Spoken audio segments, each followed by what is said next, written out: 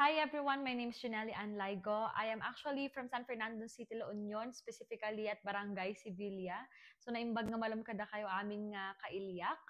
I am a former international student at Northern Lights College and now I am a permanent resident here in Canada. So for today, I would just like to share with you a little about my journey, about my experience of how to become a permanent resident from an international student status. So last 2020, I started to have an interest coming to Canada because of COVID. So during that time, napakarami pong mga seminar about different institutions na nag-o-offer ng mga programs nila to Filipino students who would like to study in Canada. And mind you, I've heard a lot of institutions market their programs and their schools.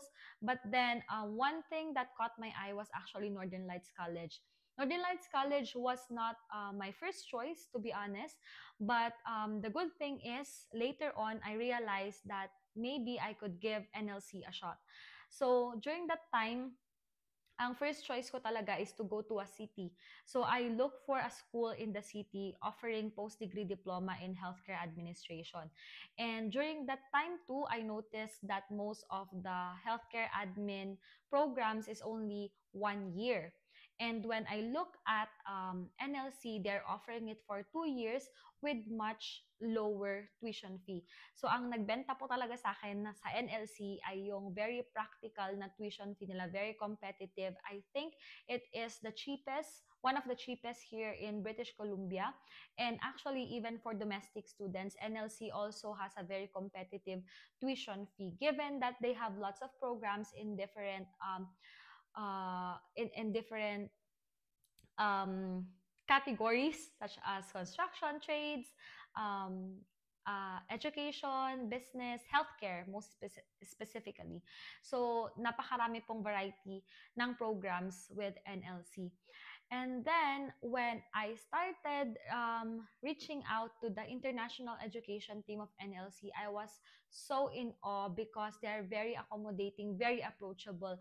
My questions were more of like, how's the weather there, job opportunities, accommodation, transport, and they always make sure that to make me feel comfortable before coming to Canada. And you know what? It's a big deal for me kasi magmo-move ka, iwan mo lahat sa Pinas, 'di ba? To a country with very much uncertainties. So, yung pagsagot nila sa'yo or pag-reply nila sa'yo on time or as soon as they can is really a big deal for me already. And then, when I came to Dawson Creek, yun po yung isa sa mga nagustuhan ko kasi nakita ko firsthand that the staff, not only the international team, but almost everyone, if not everyone in NLC is very accommodating and very approachable. They would really help you to the best of their ability. If you have questions with regards to APA writing, if you have questions about, or if you have wala pa kayong trabaho and you have questions regarding may mga job or job opportunities ba in the area, they will direct you to the proper sources.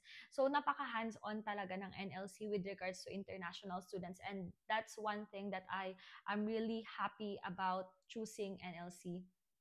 Apart from the school itself po, yung community po natin dito sa Northeast BC, which is composed of Fort St. John, Fort Nelson, Dawson Creek, Chetwynd, Tumbler, ito pong area na to, these are small cities po, small towns, small community. Pero ang maganda po is they are linked to one another.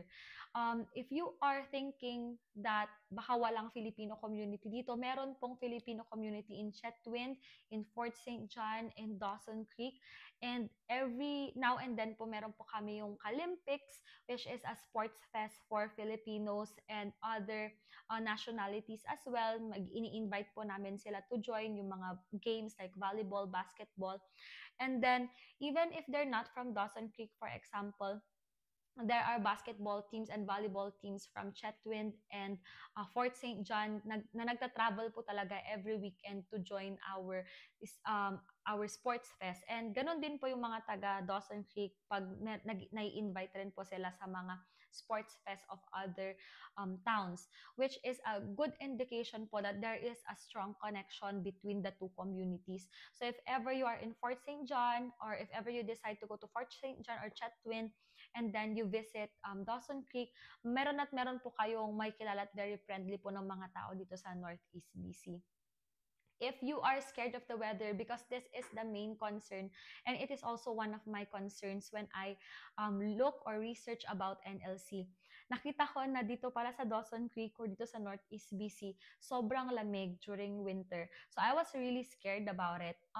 But then, nandito na po ako ng fall, so yung mga nakausap ko, lagi po sila nag-a-advise na with proper gear nga daw, it's not a big deal. And nung una, I was like, sure ba kayo dyan? Parang ganon. Pero, nung dumating na po yung winter, totoo nga pala, hindi naman siya ganon ka sagwa. May mga days, oo, na mas malakas yung snow rather than other days, but it won't last for like na ilang araw na na ganun yung intensity ng snow. So, as long as you are properly geared, yung bonnet nyo, yung jacket nyo, gloves nyo, itong mga ganitong bagay, as long as meron po kayo ng mga yon, I think you will be good. And the thing is very ano po yung community natin. Like I said, very friendly. Sometimes if they see you walking and they see that you're a student in NLC, sometimes they will ask if you would like a ride and things like that. And even instructors, sometimes they will ask if, oh, do you have a ride going to the bus station, or where are you going? Are you guys going to get your groceries and stuff? We can drop you off. Very, very accommodating po talaga yung mga tao dito. So, do not worry about that one. So I think that's all I can say. If you want to connect, you can always connect with me. I'm Ginelli Ligo. You can find me in my social media account if you have a question or anything about Northern Lights College. You can also talk to Miss Jamie. You can ask our international team, because we will provide you with as long as we can answer, we will try and give you an answer to your queries. Yun lang po, and I hope to see you all here at Northern Lights College. May it be Fort St. John, Chetwin, Dawson Creek, Fort Nelson, wherever you want to be po. We will be there to support you. So yun lang, and I hope you all have a good day and enjoy po yung free info session ng Northern Lights College. Bye-bye!